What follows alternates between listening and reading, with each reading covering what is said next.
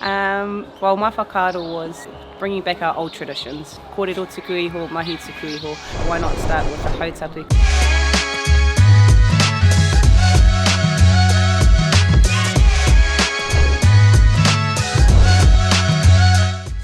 Matariki means to me, remembering our loved ones and going into the new year with our village. But it's all about love, kai, full pukus, happiness.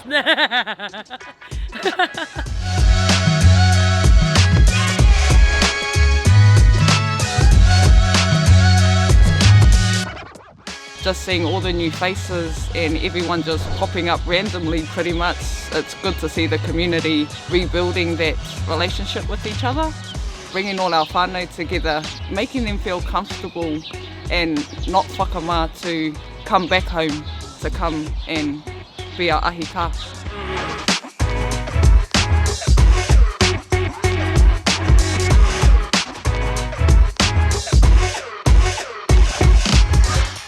I find it's really important for our tamariki to celebrate our mātahi o te tau, or our new year. I can't wait to see what the future looks like for our Hautapu here in Te Muriwai, and for our tamariki to take that on their shoulders to do that as a whānau when they grow up.